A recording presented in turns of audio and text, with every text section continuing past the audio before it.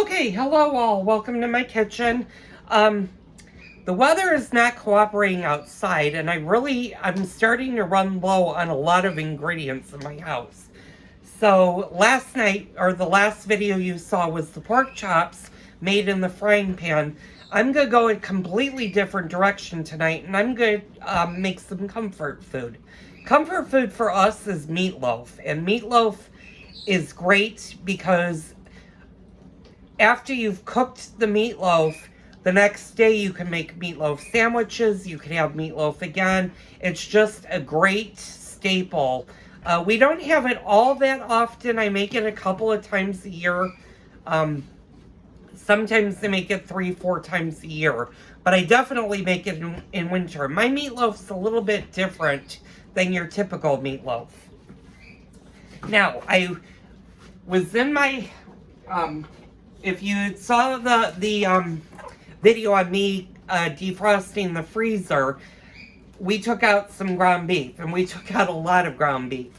I'm going to give you the measurements on how to do your meatloaf. About an hour before you start mixing your meatloaf, have all of your ground meat out, put it in the microwave or oven.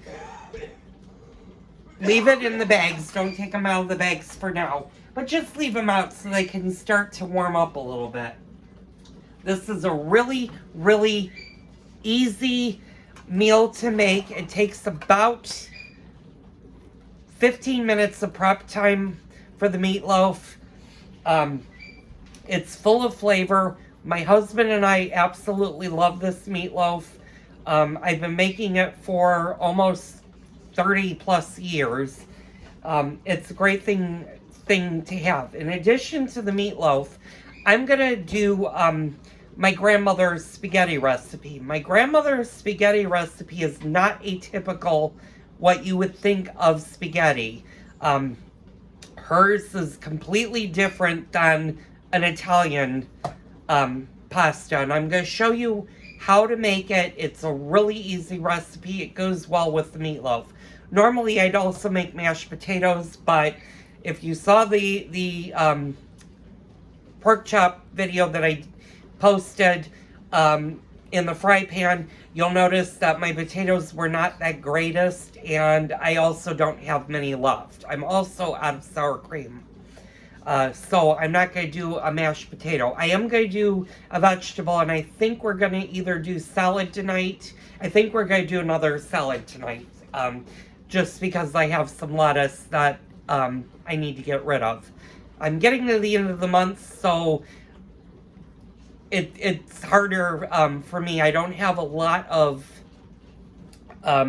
vegetables left, and I definitely next month, or at the beginning of the month, need to do a really big shopping trip and restock my refrigerators and stuff.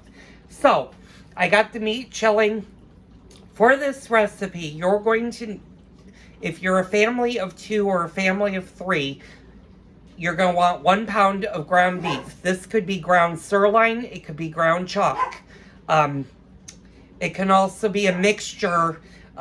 If you do a lower fat or a higher fat ground beef, it'll work perfectly. You also, in addition to the ground beef, want a 1/2 pound of pork and a 1/2 pound of veal. Ground veal is a little bit tricky to find. Most supermarkets that are on the higher end will carry veal. If you can't find it, it's usually with the ground beef in the butcher section. You could always ask if your supermarket has a butcher counter. You can always ask them if they have ground veal. I get mine from my actual butcher, and it comes in a frozen square, and it's 1 pound, and I just divide it in half. If you're a bigger family, you're going to up your ground beef to maybe 1.5 pounds to even 2 pounds. This recipe, with as much ground beef as I have, are going to make 2 loaf pans of ground beef, and these are my gold loaf pans. Sometimes I use these for meatloaf. Other times I use, I have ceramic. loaf pans that I use, but these are actually good when you have a little bit more meat. They're bigger than your typical loaf pans. I use this I, ugh. I use this meatloaf wise. I also do bread in this, so make sure you always clean. These are a great addition to have in your home. You should always have at least one good loaf pan, whether it be metal or like I said, I have two ceramic loaf pans, but they're great to have in the house for a quick, simple meal. These are the gold pans by Williams-Sonoma. They are a little bit more expensive than a traditional loaf pan, and that's only because they're heavy. They're heavy made. They're also non-stick. So the other ingredients that you're going to need for your meatloaf is you're going to need breadcrumbs. If you want to spice up your meatloaf a little bit, you can get the Italian style, and I'm going to pull this up so you can see the Italian style. This will give the meatloaf just a little extra flavor. You're also going to need Worcestershire sauce. You're going to need ketchup. You're going to, depending on how much ground beef you're putting in, if you do the 1 pound to the half pounds, so that's actually 2 pounds. It's 1 pound ground beef, half a pound of veal, half a pound of ground pork. You're going to use 2 eggs. If you up the beef to 2 pounds, you're going to use 3 eggs. And if you are over 4 pounds of meat, you're going to use 4 eggs. I also put a package of Lipton's soup mix in it, and this is the beef onion. You can also use the beef mushroom. You can use the plain onion soup mix. I use these for multiple things, so I usually stock up on the beefy onion. Just is going to give the meatloaf a lot more flavor. You're also going to need an egg. You're going to need an onion. This is a large onion. I'm actually going to use 2, but I'm not going to use both in the meatloaf. And I'll show you what I mean in a little while. It's 3 o'clock. I'm going to start making the meatloaf in about an hour. So join me as we make meatloaf for dinner tonight. Okay, hi all. Welcome to my kitchen. This is just a quick kitchen talk. If you've watched my video on making the meatloaf, you will have noticed that I had quite a bit of ground beef. I have 3 pounds of ground beef, a half a pound of ground veal, and a half a pound of ground pork. My husband was thinking when we were defrosting our freezer, that he was going to make burgers out of it, which he didn't end up doing. And I decided to turn it all into meatloaf. Well, he asked me, he's like, well, can you make the patties and we can refreeze them? The answer in a nutshell is yes, you can, as long as the ground beef has not been out of the refrigerator for more than 2 hours. However, there is going to be a reason why you're not going to want to do this. Once a meat has been defrosted, in this case, we're talking ground beef, ground pork, and ground veal, it will lose flavor if you refreeze it. It's not going to taste as good as it does when it first is defrosted. So, if you've taken too much stuff out of the refrigerator or the freezer, defrosted it, and you're like, well, this is too much, rather than throwing it away, you can also cook it. If you cook it, you can definitely freeze your meal, and then you have an already made meal that you just need to defrost or throw in an oven and heat and serve. So you can do that, and that will not lose its taste. But always be careful if you're defrosting something. If you're not going to use it right away, be on the side of caution on whether or not you should refreeze it. And we're only talking beef. I would definitely not do this with chicken or poultry. Well, chicken is poultry. I wouldn't do this with fish either. Once fish defrosts, you need to cook it or use it right away. Fish can contain bacteria that can be very deadly to humans.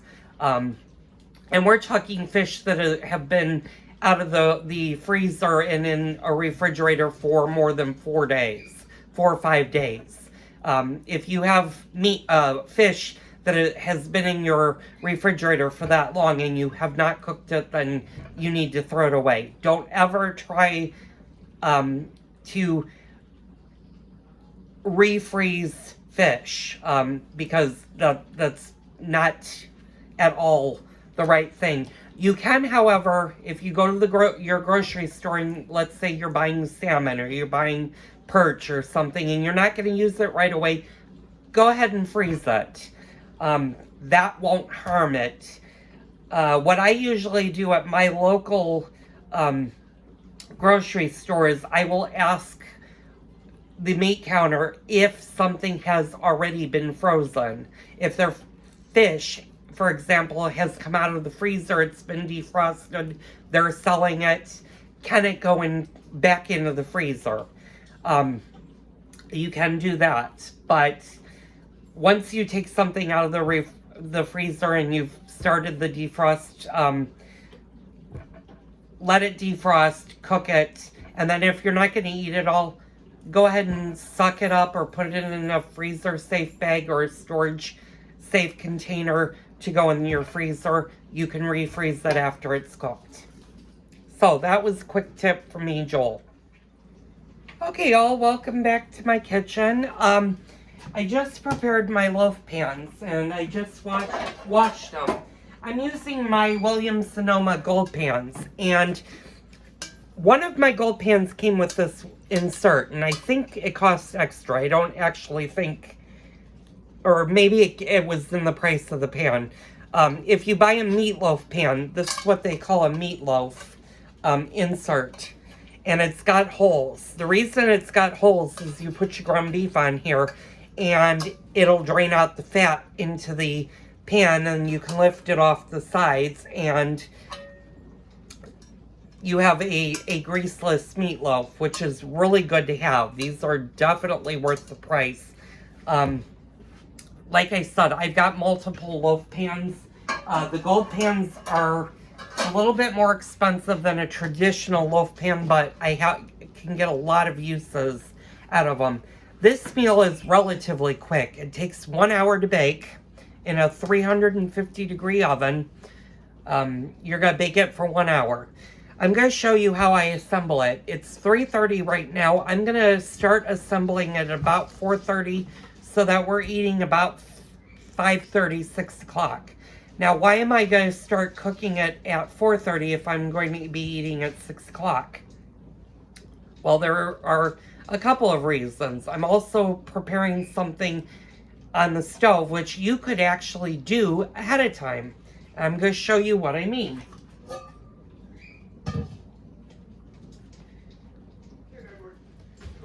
Okay, all, welcome. How can you tell a good onion versus a bad onion? Well, this is a good onion. This onion is starting to get hard. And sometimes if your onion is soft, that's usually an indicator that the onion is no good. You don't want a soft, mushy onion when you're making or going to use an onion. This one is hard, but it's very hard right in here. So what you're going to want to do is take all of that off and look on the underneath of your peel. And I had to go, I'm going to bring this in, several layers in. This part's okay so far, except for the top. This is bad, so all of this would have to come out. I don't feel like doing that. I'm going to look for a better onion. I'm going to throw this one away and say this is the bad onion. So that was my quick tip for how to know a good onion from a bad onion.